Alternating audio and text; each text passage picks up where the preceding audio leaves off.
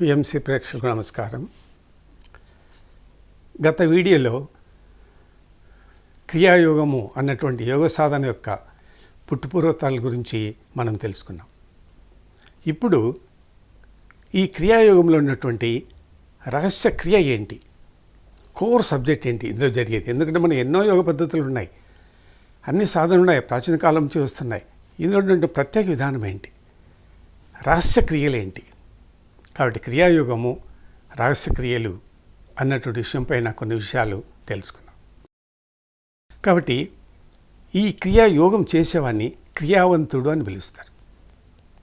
క్రియావంతుడు అని. ఈ యోగాన్ని క్రియాయోగము అంటారు. ఇది అవతార్ బాబాజీ గారు పెట్టినటువంటి పేరు. కాబట్టి ఇది 3 వ్యవస్థల్లో ధ్యానం జరుగుతుంది. ఒకటి శరీర వ్యాయామం, శరీర దృఢత్వం ఉండాల్సిందే. ఇందులో ప్యూరిఫికేషన్, శరీర శుద్ధి ఉండాలి, బాహ్యశుద్ధి కాదు, అంతర్శుద్ధి ఉండాలి. తర్వాత ఓంకార శబ్దం ఉండాలి. ఈ మూడింటిని కలిపి చేసేటువంటి సాధననే క్రియాయోగం అంటాం.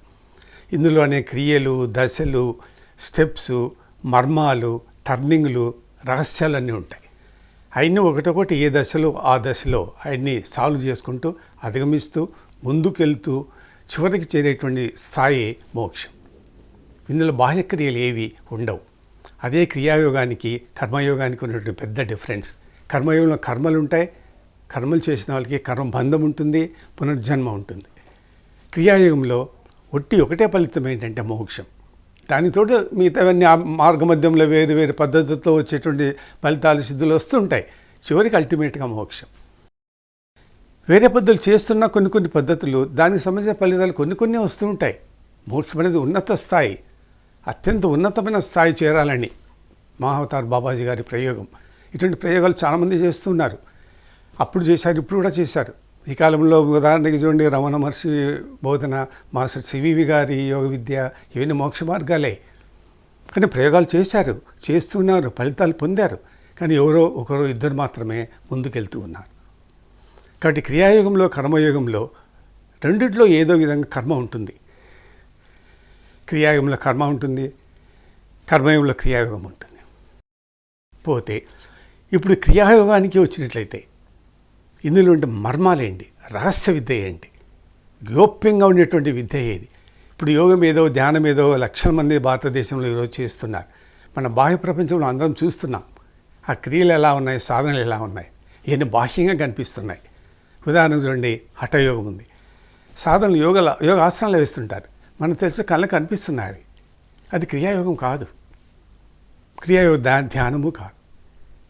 అదే మరి ఇంకా వేరు క్రియలు చేస్తుంటారు, షట్ క్రియలు చేస్తుంటారు, ముద్రలు చేస్తుంటారు, చూసారా, శరీర క్లీనింగ్ ప్రాసెస్ చేస్తుంటారు. ఇవన్నీ బాహ్యంగా మనకు కనిపిస్తుంటాయి. అవన్నీ క్రియాయోగ సాధనలు కావు. అవన్నీ జనరల్ కర్మలు, వేరు యోగాలకు సంబంధించినవి, విధానాలకు సంబంధించి. క్రియా విధానం ప్రత్యేకమైనటువంటి విధానం ఏంటంటే ఇది ఒక సైకలాజికల్, మానసిక సంబంధమైనటువంటి యోగ విద్య. సైకలాజికల్ మనిషి ఫీల్ అవుతాడనమాట. రెండోది ఫిజియలాజికల్గా ఉంటుంది. ఫిజియలాజికల్ మనకు మెడికల్ సైన్స్లో ఉంది ఫిజియలాజికల్ అని. శరీరం లోపల అంతరమున ఉన్నటువంటి అంగముల యొక్క క్రియా విధానాలు, అవి చేసే పనులు. ఇప్పుడు మనకు రంధ్రంలో వరకు తెలుసు, లోపల ఏం చేస్తుందో మనకు తెలియదు. రక్తం లోపల ఎలా చేస్తుందో మనకు తెలియదు. ప్రాణశక్తి, జీవశక్తి శరీరంలో ఎలా ఉందో మనకు తెలియదు. వాటితో జరుగుతుంది. చక్రాలు అంటున్నాం, చక్రాలు ఎక్కడ ఉన్నాయి, దాని కర్తవ్యాలు ఏంటి, దాని రూపం ఏంటి మనకు తెలియదు. మూలాధారం నుంచి సహస్రాల వరకు ప్రయాణం చేయాలా అంటున్నాం, ఎట్లా చేయాలి, కళ్ళ కనపడవు, సాధన ఉండదు, దానికి ఒక నిచ్చెన ఉండదు. మరి జీవుడు ఎలా ప్రయాణింపచేయాలి, ఇవన్నీ సూక్ష్మస్థితులు శరీర అంతరంలో జరుగుతూ ఉంటాయి. అది ఫిజియలాజికల్ ఫంక్షన్ అన్నమాట ఈ యోగం. ఇంకొకటి ఏంటంటే మనకు శరీరంలో రక్తం ఉంటుంది. అంటే క్రియాయోగం ఎక్కువ రక్తంలో జరుగుతూ ఉంటుంది, రక్తక్రియ అన్నమాట ఇది. కాబట్టి బ్లడ్లో మనకి ఏముంటాయి, రెడ్ బ్లడ్ సెల్స్ ఉంటాయి, వైట్ బ్లడ్ సెల్స్ ఉంటాయి, తర్వాత మనకు ప్లాస్మా ఉంటుంది, ప్లేట్లెట్స్ ఉంటాయి, ఇట్లా రకరకాల పదార్థాలు ఉంటాయి. అదే మరి బ్లడ్లో మనకు ఆక్సిజన్ ఉంటుంది, కార్బన్ డైఆక్సైడ్ ఉంటుంది. ఆక్సిజన్ ప్రాణవాయువు, అది మంచిదే, శరీరానికి ఉపయోగమే, ఎంతైనా మనం పీల్చుకోవచ్చు. కానీ కార్బన్ డైఆక్సైడ్ ఉంది, ఈ కార్బన్ డైఆక్సైడ్ చాలా ప్రమాదం శరీరానికి. అది శరీరంలో ఎక్కువ ఉండకూడదు. ఎందుకంటే ఆ carbon dioxide heat trapping green house gas, green house సంబంధించినటువంటి గ్యాస్ అన్నమాట. పొగ, మంచు, కాలుష్యంతో కూడినటువంటి ఎన్విరాన్మెంటు ఇవన్నీ శరీరంలోకి పోతుంటాయి. ఇవన్నీ మన కార్బన్ డైఆక్సైడ్ అంటాం. ఇది కూడా బ్లడ్లోనే ఉంటుంది. కాబట్టి క్రియాయోగం యొక్క సాధన ప్రత్యేకంగా ఇక్కడ ఏంటంటే ఈ కార్బన్ డైఆక్సైడ్ను డీకార్బనైజ్ చేయాలి, కార్బన్ను డీకార్బన్ చేయాలి. ఎంత గొప్ప విద్యను మీరు ఆలోచించేయండి. శరీరం రక్తంలో జరుగుతుండదు. మనం శరీరంలోంచి రక్తం బయటకు వస్తే కానీ మన రక్తం ఎట్లా ఉండదో తెలియదు. అటువంటిది ఈ రక్తంలో ఉన్నటువంటి కార్బన్ డైఆక్సైడ్ని డీకార్బనైజ్ చేయాలి, దాన్ని ఎలిమినేట్ చేయాలి. ఎందుకంటే ఇది శరీరానికి ప్రమాదకరం, ధ్యానానికి ప్రమాదకరం. శరీరంలో ఉండే మర్మాలు కానీ, క్లూస్ కానీ, దైవతత్వాలు కానీ, దైవశక్తులు కానీ పని చేయవు. మనిషి గిడ్డినెస్ వస్తుంది, అలసిపోతాడు, అలసి కింద పడిపోతాడు, ఆరోగ్యం సరిగా ఉండదు. దానికి ఎఫెక్ట్స్, అడ్వర్స్ ఎఫెక్ట్స్ చాలా ఉన్నాయి. ధ్యానము, యోగులు ఉన్న ముఖ్యంగా ఇటువంటి కార్బన్ డైఆక్సైడ్ ఉన్నటువంటి వాతావరణం పనికిరాదు. ఓపెన్ మంచి వాతావరణ ఎన్విరాన్మెంట్లో ఈ క్రియాయోగం సాగాలి. ముఖ్యంగా దట్టమైన సిటీలు, నగరాలు, అక్కడ ఎక్కువ పొల్యూషన్ ఉంటుంది, కార్బన్ డైఆక్సైడ్ ఎక్కువ ఉంటుంది అట్మాస్ఫియర్లో. ఆ గాలి మనం పీల్చుకుంటుంటాం. శరీరం అంతా కల్ముషమైపోయి ఉంటుంది, విషవాయువులతో నిండి, విష పదార్థాలతో నిండి ఉంటుంది బ్లడ్. వాటిని తొలగించడమే, డీకార్బనైజ్ చేయడమే. అదే పెద్ద ప్రాసెస్ అన్నమాట, రహస్యమైనటువంటి క్రియ అదే. అందుకే ఈ యోగం చేసేటువంటి సాధకులలో వాళ్ళ బ్లడ్ గ్రూప్స్ ఉంటాయి చూడండి, ఏబిసిడి అని మనం అంటుంటాం. వాళ్ళ బ్లడ్ గ్రూప్ కూడా మార్చుకోవచ్చట. ఈ క్రియాయోగంలో అంత పెద్ద రహస్యం ఉంది. ఆ కాలంలో, పూర్వకాలంలో దీన్ని చేశారట కొద్దిమంది. బ్లడ్ గ్రూప్లు కూడా వాళ్ళు మారిపోయాయట. మన రికార్డ్స్, ఎవిడెన్స్ ఉన్నాయి. దాన్ని అట్లా మార్చేయాలి.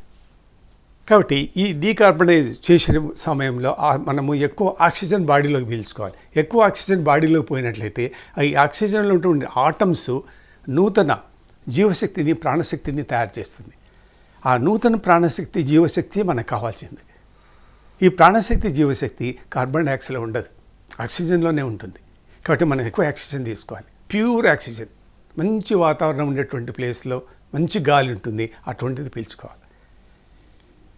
కాబట్టి అవన్నీ అదనపు జీవశక్తిని, ప్రాణశక్తిని ఇస్తుంది. ఈ అదనపు జీవశక్తి, ప్రాణశక్తి ఏం చేస్తుందంటే మనం బ్రెయిన్ను, తర్వాత స్పైనల్ అంటే వెన్నెముకకు, ఈ వెన్నెముకకు అధికమైనటువంటి ప్రాణశక్తి లభిస్తుంది.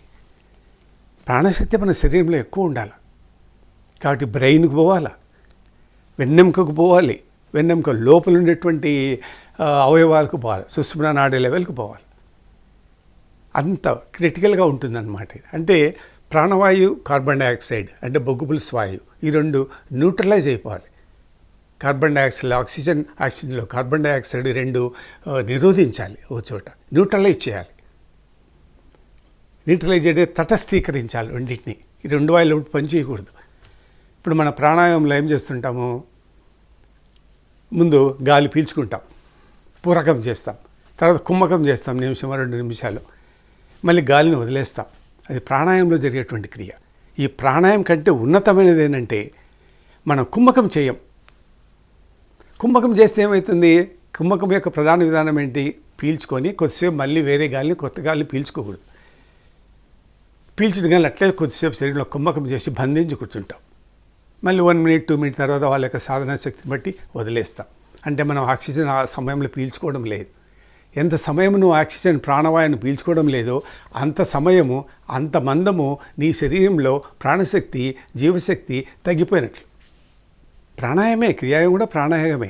దానిలో కొద్ది మార్పులు, చేర్పులు, కూర్పులు ప్రవేశపెట్టాడనమాట బాబాజీ గారు. కాబట్టి ఆ రెండింటిని స్తంభింపజేయాలి. దీనివల్ల ఏమవుతుందంటే మనకి death, disease, decay and figure change అన్నవి ఉండవు. మనిషికి డెత్ ఉండదు, పూర్తిగా డెత్ ఉండదు కాదు, డెత్లెస్, ఫామ్లెస్, బాడీలెస్, ఇదరికి శరీరంగా మారిపోతుంది అనమాట. బాబాజీ గారు ఇదరికి బాడీలో ఉన్నారనే కదా ఇప్పుడు మనంతా ప్రచారం. సూక్ష్మస్థితిలో ఉన్నాడు, శరీరం లేదు, ఫామ్లెస్, ఫిగర్లెస్, బాడీలెస్ అంటున్నాం, కానీ ఉన్నాడు అని. అంటే శరీరంలో ఉండేటువంటి పదార్థాలు, వాయువులు ఈవెన్ మజిల్స్ కండర అన్నీ కరిగిపోతాయి అన్నమాట. కేవలం ప్రాణశక్తి మాత్రమే శరీరంలో ఉంటుంది. మనకు కావాల్సిందే ప్రాణం. శరీరం అంతా ప్రాణంతో నిండిపోయి ఉండాలి. ప్రతి అణువు నిండా ప్రాణం ఉండాలి. అణువులు చనిపోకూడదు. దాంట్లో కార్బన్ డైఆక్సైడ్ కూడా ఉంటుంది. ఆ కార్బన్ డైఆక్సైడ్ బయటికి వెళ్ళిపోవాలి. దాని నిండా ఫుల్గా ఆక్సిజన్ నింపాలి. ఎన్ని అణువులు ఉన్నాయో అన్ని అణువుల నిండా ఫుల్ ఆక్సిజన్ ఉండాలి. ప్రాణశక్తి, జీవశక్తి ఉండాలి. అప్పుడు మనిషి దీర్ఘకాలం ఉంటాడు. తేజస్సు వస్తుంది, ప్రకాశం వస్తుంది. మహావతార్ బాబాజీ స్టేజ్కి రీచ్ కావాలంటే మన శరీరంలో ఎన్నో కొన్ని కోట్ల అణువులు ఉంటాయి, కణాలు ఉంటాయి. ఆ కణముల నిండా ఫుల్ ఆక్సిజన్తో నింపాలి. కార్బన్ డైఆక్సైడ్ని తగ్గించాలి, ఉన్నదాన్ని తొలగించాలి. చూడండి, బ్లడ్లో జరుగుతుంది ఇది. ఏదో సైంటిస్టులు, డాక్టర్లు ల్యాబొరేటరీలో చేసే పని ఇది. మహావతార్ బాబాజీ గారు ఆ క్రియను, మర్మాన్ని కనుక్కొని శరీరాన్ని ప్రాణవంతం చేశాడు. దేవతలు వీళ్ళంతా ఎవరు? వాళ్ళంతా కార్బన్ డైఆక్సైడ్ ఉండదు శరీరంలో. అంత ప్రాణశక్తి, జీవశక్తి, ప్రాణం ఎక్కువ ఉంటుంది వాళ్ళ శరీరంలో. మనకు ప్రాణం తక్కువ ఉంటుంది. ప్రాణం తక్కువ ఉంది కాబట్టి మనకి అనేకమైనటువంటి రోగాలు. అంతేకాకుండా మనం పీల్చుకున్నటువంటి ప్రాణశక్తి, ఆక్సిజన్ వాయువు ఏది ఉందో అది శరీరం అంతా ప్రవహించాలి. 100 కేంద్రాలు, 100 సెంటర్స్ ఉంటాయి. ఈ 100 సెంటర్స్ ద్వారా మనం పీల్చేటువంటి గాలి అంతా పంపిణీ కావాలి శరీరం అంతా. అది బాడీతో అంతకదే చేస్తుంది ఆ క్రియా విధానం. కానీ ప్రస్తుతం మన శరీర వ్యవస్థ ఏంటంటే ఈ ప్రాణవాయు, ప్రాణశక్తి ఈ 100 కేంద్రాల ద్వారా పంపిణీ జరగడం లేదు. 100 కేంద్రాలు పనిచేయడం లేదు. కేవలం 64 భాగాలు మాత్రమే, 64 కేంద్రాలు మాత్రమే శరీరంలో పనిచేస్తున్నాయి. ఈ 64 కేంద్రాల ద్వారానే ఈ ప్రాణము, ప్రాణవాయువు, జీవశక్తి ప్రసారం అవుతూ ఉంది. అందుకే మనకు ఏదో పార్టులో శరీరంలో ఏదో ఒక సెంటర్లో మనకు అనారోగ్య స్థితి వస్తుంది. అక్కడ ప్రాణశక్తి తక్కువ ఉంది, ఆడ ప్రాణశక్తి లేదు. కాబట్టి క్రియా విధానంలో ఏంటంటే ఈ ప్రాణశక్తిని పెంపొందించుకోవాలి. పెంపొందించుకొని నిల్వ ఉన్నటువంటి ప్రాణశక్తిని శరీరం అంతా సమానంగా పంపిణీ కావాలి. అప్పుడే నీకు మరణం ఉండదు. ప్రాణశక్తి తగ్గిపోయే కొద్దీ చివరికి మరణమే. మరణం అంటే ఏంటి? ప్రాణం లేదని అర్థం. మనలో ప్రాణం ఉంది, శవంలో ప్రాణం లేదు. కాబట్టి అట్లా మార్పు చేసుకుంటూ పోయా. డెత్ ఉండదు, డికే ఉండదు, డిసీజ్ ఉండదు, ఫిగర్లెస్ ఉండదు, మరణం ఉండదు, డికే శరీరం పతనము కాదు, ఫిగర్ చేంజ్, నీ శరీరంలో ఏమాదిరి మార్పులు ఉండవు, ఎప్పుడు కళ తేజవంతంగా ఉంటుంది, శరీరం నశించదు, ముసలితనం రాదు, వృద్ధాప్యం పైన పడినట్లు ఉండదు. కాబట్టి మరణించిన తర్వాత ఎప్పుడు వాని శరీరం ఎప్పుడూ ప్రకాశవంతంగా, తేజవంతంగా ఉంటుంది. ఎందుకు? ఆ ప్రాణశక్తి వల్ల. కాబట్టి అదే బ్లడ్లో కానీ, బ్లడ్లో సెల్స్లో కానీ జీవశక్తి, ప్రాణశక్తి ఎక్కువ ఉంటుంది. కాబట్టి ఈ క్రియలను ఏం జరుగుతుంది? ఫస్ట్ బాడీ ప్యూరిఫికేషన్ జరుగుతుంది, శుద్ధి జరుగుతుంది. ఈ శుద్ధి జరిగిన తర్వాతనే మనకు కాన్షియస్నెస్ వస్తుంది. చూడండి, దశలు ఎలా ఉంటాయి. యోగముడి కళ్ళు మూసుకొని కూర్చుంటే మనకు పెద్ద పెద్ద సిద్ధులు, శక్తులు వస్తాయి అనుకుంటున్నాం. కాదు, మనం క్రియ జరపాలి, శరీరంలో మార్పులు తీసుకురావాలి. లాట్ ఆఫ్ వర్క్ శరీరంలో జరగాలి ధ్యానంలో కూర్చున్నప్పుడు. బాహ్యంగా కాదు, లేదా గంటలు లెక్క కూడా మనకు సమానం కాదు. 1 hour, 2 hours, 3 hours అని కాదు. ఎంత చేసామనేది కాదు, ఎంత వర్క్ లోపల ఏం చేసాం అన్నది ఇంపార్టెంట్. ఎన్ని క్రియలు చేసావు, క్రియల వల్ల వచ్చిన మార్పు ఏంటి, ఇవన్నీ గ్రహించాలి. తర్వాత ఫిగర్ పైన మార్పు రాదు. ఫస్ట్ శుద్ధి జరుగుతుంది. సెకండ్ కాన్షియస్నెస్ అంటే జాగ్రత్త అవస్థ అని మనం అనుకుంటుంటాం. జాగ్రత్త అవస్థ కాదు, కాన్షియస్నెస్ అంటే చైతన్య స్థితి అని. పరిమిత చైతన్య స్థితి నుంచి, ఇప్పుడు మనకు పరిమిత ప్రజ్ఞనే ఉంది మానవునికి. ఈ పరిమిత చైతన్య స్థితి నుంచి శుద్ధ అంటే అశుద్ధమైన చైతన్య స్థితి నుంచి శుద్ధ చైతన్యానికి వెళ్తాం. శుద్ధ చైతన్యం అంటే శుద్ధ మనస్సు అని, అంటే విశ్వ చైతన్యంలో కలిసిపోతాడనమాట మనిషి. తర్వాత 3వ దశలో మనకు ప్యూర్ స్పిరిచువలైజేషన్ అంటే ఆధ్యాత్మికత, ఆత్మలో లీనం కావడం. ఆధ్యాత్మికం అంటే వేరు, మతం అంటే వేరు. ఆ అంటే ఆత్మ, ధ్యా అంటే ధ్యాసం అంటే మననము, చింతన. ఇందులో ప్రధానమైనటువంటి స్టెప్ ఏంటంటే ఆత్మజ్ఞానమే. ఆత్మనే ప్రధానమైనటువంటి అంశం. అందుకే ధ్యానం చేసేప్పుడు మనం ఏం చేయాలంటే ధ్యాసం చేయాలి. ధ్యాసం ప్రధానం. ధ్యాసం అంటే చింతన, మనన. దేనిగా చింతన, మనన అంటే ఆత్మచింతన, ఆత్మమననము. ఈ శరీరం అంతా ఆత్మతోనే తయారైంది. ఆత్మ యొక్క నియంత్రణలోనే ఈ శరీరం పనిచేస్తూ ఉంది. ఆత్మతోనే మన క్రియాయోగం నడిచేది, ఆత్మతోనే మనకు సిద్ధులు లభించేది. ఈ ఆత్మనే మొత్తానికి శరీరానికి అంత కంట్రోలర్, సూపర్వైజర్. ఆత్మ యొక్క అనుమతి లేనిది ఏ క్రియ శరీరము జరగదు, ఏ ఆధ్యాత్మిక క్రియ జరగదు, ఏ యోగము జరగదు. ఆత్మే ప్రధానమైనటువంటి కేంద్రం. కాబట్టి ఆ ధ్యాసం అన్నది ఆత్మపైన జరగాలి. ఆత్మైక్యం, జీవాత్మ పరమాత్మల చివరకు ఐక్యమైపోతాడు. దీన్ని మనం జీవ బ్రహ్మైక్య రాజయోగము అంటాం, శివైక్యము, జీవేశ్వరుల కలయిక అంటాం. ఆ స్థితికి చేరుస్తుందన్నమాట క్రియాయోగం. కాబట్టి ఈ విధంగా మనము ప్యూర్ స్పిరిచువలైజేషన్కి రావాలి. శరీర శుద్ధత్వం ముందు శుద్ధి చేసుకోవాలి, బాహ్య శుద్ధి కాదు, అంతర్శుద్ధి. తర్వాత బాడీ స్టెబిలైజేషన్ ఉండాలి, తర్వాత కాన్షియస్నెస్ స్టేజ్కి పోవాలి, తర్వాత ప్యూర్ స్పిరిచువలైజేషన్, ఆత్మ చైతన్యం, సెల్ఫ్ రియలైజేషన్, సోల్ రియలైజేషన్, ఐక్యం కావడం, యూనిటీ అంటాం. యునైట్, యోగం అంటే కలయిక అని, యునైట్ అయిపోవాలి, జీవాత్మ పరమాత్ముడు కలవాలి. ఈ క్రియా విధానం జరుగుతుంటూ వస్తుంది. ఈ క్రియా యోగానికి మూలం ఎక్కడి నుంచి వస్తుందంటే 3 ఉన్నాయి. ఒకటి బ్రీత్, ఉచ్ఛ్వాస నిశ్వాసాలు. రెండవది బ్రెయిన్, మెదడు. మూడవది స్పైన్, వెన్నెముక. ఈ 3 నుంచి ఉద్భవించిందే ఈ క్రియాయోగం. అంటే ఈ బ్రీత్, ఉచ్ఛ్వాస నిశ్వాసాలు అన్నది కనెక్ట్స్. ఇది దేనికి సంబంధం ఏర్పడుతుందంటే సోల్, ఆత్మతో సంబంధం ఏర్పడుతుంది ఉచ్ఛ్వాస నిశ్వాసాలతో. దాన్ని క్రియా ప్రాణాయామం అంటాం. ప్రాణాయామే అది, పతాంజలి మహర్షి చెప్పిందే. వీళ్ళు క్రియాయోగంలో క్రియా ప్రాణాయామాన్ని పెట్టుకున్నారు, వాళ్ళ యోగం కాబట్టి. ప్రాణాయామం ఒకటే, దాన్ని రచించింది కూడా మనకు పతాంజలే, చాలా పురాతనమైనటువంటి సబ్జెక్టే. కాబట్టి అది సోల్ కనెక్ట్ చేస్తుంది, మైండ్ కనెక్ట్ చేస్తుంది, దానికి సంబంధం ఉంటుందన్నమాట. అదే మరి బ్రెయిన్ ఏం చేస్తుందంటే సెన్సరీ ఆర్గాన్స్, బాడీలో సెన్సరీ ఆర్గాన్స్ ఉంటాయి. ఈ సెన్సరీ ఆర్గాన్స్కి తర్వాత మైండ్కు కనెక్ట్ చేస్తుంది. చూడండి, ఎంతో రహస్యమైనటువంటి శక్తులు, కేంద్రాలు శరీరంలో ఉన్నాయి. వాటిని టచ్ చేయాలని చేసే సాధన. నువ్వు ధ్యానంలో కూర్చుంటావంటే నీ యొక్క క్రియా విధానం అందులో జరుగుతుండాలి. ఉచ్ఛ్వాస నిశ్వాస లోపల జరిగేటువంటి కార్యక్రమం. స్పైనల్లో ఏం జరుగుతుంది, చక్రాల్లో ఏం జరుగుతుంది, శ్వాసలో ఏం జరుగుతుంది, ప్రాణశక్తి, జీవశక్తి తక్కువ ఉందా, ఎక్కువ ఉందా, ఇవన్నీ గమనించుకుంటూ ఇంప్రూవ్ చేసుకుంటూ పోవాలి. తర్వాత ఫైనల్ వచ్చేది స్పైనల్ కార్డ్. ఏమవుతుంది, ఈ సెన్సరీ ఆర్గాన్స్, తర్వాత బ్రెయిన్కి ఉండే లోయర్ పోర్షన్. బ్రెయిన్ ఎక్కడ ఉంటుంది, ఈ కపాలం లోపల మధ్యలో ఉంటుంది. దాని కింద మెడుల్లా ఆబ్లాగట్టానికి మనకు నరాలని మొదలవుతాయి, అక్కడ టచ్ అవుతుంది అన్నమాట. కాబట్టి మనం చేసేటువంటి సాధన ఆ మైండ్ కింది భాగం, మైండ్ లోపలికి పోలేము, కింది భాగంలో ఉండే నరాలకు టచ్ కావాలి. అంత రహస్యంగా శరీరం లోపల చేరుతుంది. అందుకే దీనికి క్రియా విధానం అని పేరు. కాబట్టి ఉచ్ఛ్వాస నిశ్వాసాల వల్లనే ఈ క్రియా విధానం జరుగుతుంది. ఇది ప్రాణాయామే కానీ వేరు కాదు. దీన్ని క్రియాయోగంలో వీళ్ళు క్రియా ప్రాణాయామం అని పెట్టారు. వాళ్ళ సొంతం కాదు, క్రియాయోగం వాళ్ళు ప్రాచీనమైనటువంటి ఆ ప్రాణాయామ విద్యను దత్తత తీసుకున్నారు, దాన్ని యోగంలో ఉపయోగించుకుంటున్నారు అంతే. అదేం ప్రత్యేకమైన యోగ విధానం కాదు క్రియాయోగం, పాతకాలం పద్ధతే. ఈ కొద్దిగా మార్పులు చేర్పులతో తన ధ్యేయాలు ఏంటో సాధించుకోవడానికి ప్రత్యేకంగా తన సాధన తాను చేసుకున్నాడు. యోగం అనేది కామన్ వర్డే, కానీ ప్రతి ఒక్క వ్యక్తి కానీ, ఋషి కానీ, యోగులు కానీ, ఆ కాలంలో ధ్యానులు కానీ, వాళ్ళ ధ్యేయం ఏంటి, జీవితంలో ఏం సాధించాలి, దానికి తగినట్లు ప్రాచీన యోగ పద్ధతులన్నీ ఉన్నాయి. వాటి కొద్దిగా మార్పులు కూర్పులు చేసుకుంటూ తమ ధ్యేయాలను వాళ్ళు సాధించుకున్నారు అంతే. అదే మార్గంలోనే బాబా అవతార్ గారు ఏం చేశారంటే కొన్ని మార్పులు కూర్పులు చేసుకుంటూ ప్రాచీన ధ్యాన పద్ధతులు, యోగ పద్ధతులను తీసుకొని ఈ క్రియాయోగమును రూపొందించాడు. అట్లా జరుపుకుంటూ వచ్చిందనమాట క్రియా. ఈ క్రియా విధాన రహస్యాలు కేవలం క్రియాయోగమయ్యే కావు, మహావతార్ బాబాజీ గారు రూపొందించేటి కావు. ఈ యోగ రహస్యాలన్నీ మనకు భగవద్గీతలో ఉన్నాయి.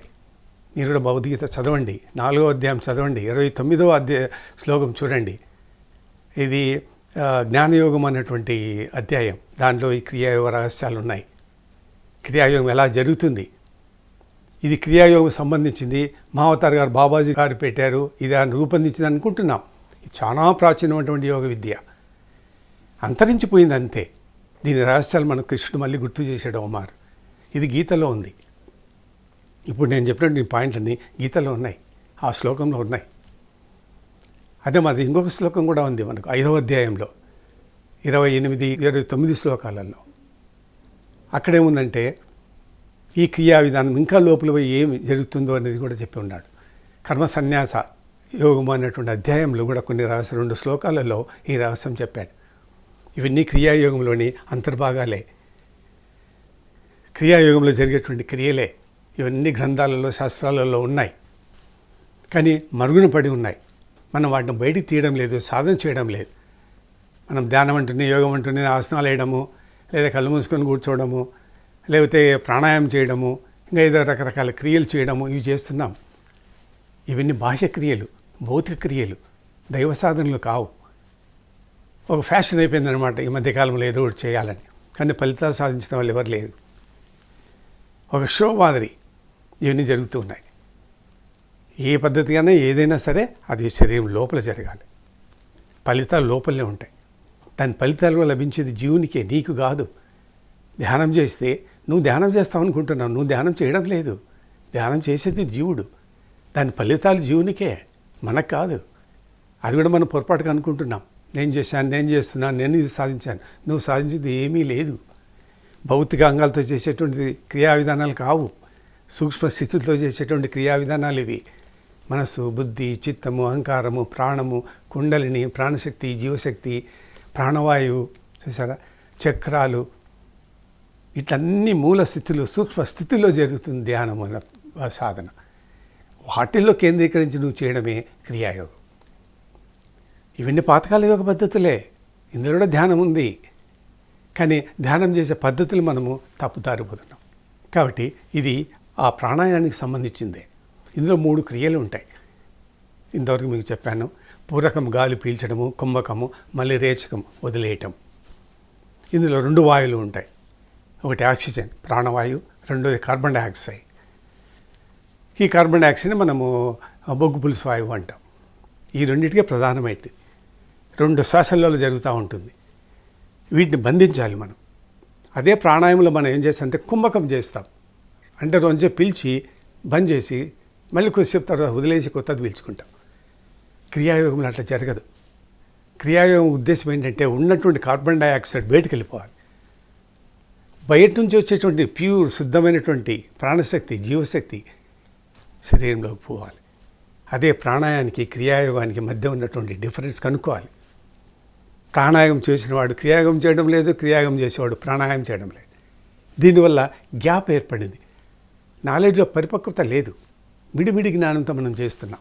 ఒక మారు ప్రమాదం కూడా. మన ఫలితాలు ఏమి లభించవు. గొప్పగా ప్రమాదం లేకపోయినా ఫలితాలు మనకేమి లభించవు. ఏదో మన తృప్తికి, బాహ్య ప్రపంచానికి, లోకం కొరకు చేసుకున్నట్టు ఉంటుంది ఇది. అట్లా ఎప్పటికీ జరగదన్నమాట. కాబట్టి ఒకటి ప్రాణాయామం, ఒకటి అపానవాయువు. మన యోగశాస్త్రంలో అపానవాయువు అంటాము, కార్బన్ డైఆక్సైడ్, అదే బొగ్గు పులుసు వాయువు. కాబట్టి ఈ 2 వాయువుల యొక్క ప్రయాణాన్ని, గమనాన్ని మనము నిషేధించాలి, నిరోధించాలి, తటస్థీకరించాలి. అదే క్రియాయోగంలో ప్రధానమైనటువంటి కర్తవ్యం. గాలి పీల్చడం కాదు. ఎంత పీల్చావు, పీల్చిన గాలి ఎక్కడికి పోతుంది, మన కార్బన్ డైఆక్సైడ్ ఏమవుతుంది, లోపల నుంచి గాలి ఏమవుతుంది, ఈ రెండింటిని నిరోధించాలి, తటస్థీకరించాలి, న్యూట్రలైజ్ చేయాలి. కాబట్టి కొద్దిసేపు గాలి పీల్చకుండా మనం కుంభకం చేస్తే ఆ కాలానికి, ఆ సమయానికి, ఆ మందం కొద్దీ ప్రాణశక్తి శరీరంలోకి పోవడం లేదు. దానివల్ల మనకే నష్టము, దానిలో ప్రయోజనం ఏముండదు. అదే ప్రత్యేకత క్రియాయోగంలో. అసలు కార్బన్ డైఆక్సైడ్ని నశింపచేయాలి. అంటే అపానవాయువును ప్రాణవాయువుతో నిరోధించాలి, ప్రాణవాయువుతో అపానవాయువును నిరోధించాలి.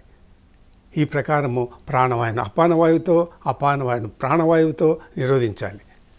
ఇది ఇందులో జరిగేటువంటి క్రియ. ఈ క్రియా రహస్యాలు ఎవరికి బయట తెలియడం లేదు, వాటిపైన సాధన చేయడం లేదు. అందరి మధ్య ఆసనాలు వేయడమో, లేకపోతే ఉచ్ఛ్వాస నిశ్వాసాలు పీల్చడమో, లేదా మరొక కార్యక్రమం చేస్తున్నారు. ఈ ప్రాణశక్తి పైన చేసేది ప్రాణాయామం. ప్రాణం ఎక్కడుంది? ప్రాణశక్తి ఏది? జీవుడే. ప్రాణం అంటే ఏది? ప్రాణం, శరీరానికి ప్రాణం. ఆ ప్రాణం పైన చేసేది ప్రాణాయామం. క్రియాయోగము ఆ ప్రాణం పైన చేస్తుంది. ప్రాణం పరమాత్ముడు. జీవో బ్రహ్మ, ప్రాణో బ్రహ్మ. ప్రాణం బ్రహ్మ, పరమాత్మ రూపమే ప్రాణం. ఈ ప్రాణం ఎక్కడ ఉంటుంది? జీవుల్లో ఉంటుంది. కాబట్టి ఆ ఒక ప్రాణాన్ని జీవాత్మ సంయోగం చేసుకొని జీవుడిగా తయారవుతాడు. కాబట్టి ప్రాణం అనేది పరమాత్ముడు. అంటే నువ్వు ధ్యానం చేస్తున్నావు పరమాత్మతో చేయాలి, ప్రాణంతో చేయాలి. ప్రాణం మూలమైంది. ఊపిరి, ప్రాణం అంటే ఊపిరి. కృష్ణుడు చెప్పాడు కదా గీతలో, ప్రతి ఒక్క వ్యక్తి జీవితంలో మరణించేలోపు ఒక్క మారు నీ ఊపిరిని గురించి నువ్వు తెలుసుకో. ఆ ఊపిరి ఎవరు? పరమాత్ముడే. పరమాత్మ గురించి తెలుసుకోమంటున్నాడు. మనం గాలి పీలుస్తున్నాం, మనం పీలుస్తున్నాం అనుకుంటున్నాం, ఎప్పుడు మనం పీల్చడం లేదు. పీల్చే శక్తి శరీరంలో వేరు ఉంది, ప్రాణశక్తి, అది పీలుస్తుంది. ఇది పైన ముక్కొట్టి ఆకారమే, నాసికారంధ్రాలు. ఈ నుంచి గాలి పోతుందంతే, ముక్కు పీల్చడం లేదు. నువ్వు ఎప్పుడు గాలి పీల్చుతున్నావు అనుకున్నావా? గాలి పీల్చాలని అనుకున్నావా? నిద్రలో గాలి పీలుస్తున్నావా? ఎప్పుడు మనం అనుకోవడం లేదు. కానీ ఎప్పుడు ఆటోమేటిక్ జరుగుతూనే ఉంటుంది 24 గంటలు. మరి ఎవరో గాలి పీలుస్తున్నారు? జీవుడు. జీవుడు ఏ శక్తితో పిలుస్తున్నాడు? ప్రాణశక్తితో పిలుస్తున్నాడు. జీవుల్లో ప్రాణం ఉంది కాబట్టి ఉచ్ఛ్వాస నిశ్వాసాలు 24 గంటలు జరుగుతూనే ఉంటాయి. ఆ ప్రాణం పైన మనం కేంద్రీకరించాలి. కాబట్టి అపానవాయువుతో ప్రాణవాయువును బంధించినట్లయితే, తటస్థీకరించినట్లయితే, నిరోధించినట్లయితే దాన్ని ఒక హోమము అంటాం. చూడండి, ప్రాణాయామము అపానవాయువుతో, ప్రాణవాయువుతో రెండింటిని నిరోధించాలి. అట్లా ఒక మారు నిరోధిస్తే దాన్ని మనము హోమము అంటాం. హోమం అంటే ఏమి? అగ్నిక్రియ.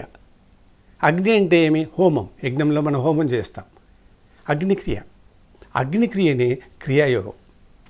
గుర్తుపెట్టుకోండి, అగ్నిక్రియనే క్రియాయోగం. క్రియాయోగమే అగ్నిక్రియ. అంటే అగ్నికి క్రియ ఏంటి? హోమంలో మనం అన్నీ సమర్పించుకుంటాం. చూసావు, హోమంలో అన్నీ వేసేస్తాం కదా, నిప్పులు అన్నీ కాలిపోతాయి అన్నమాట.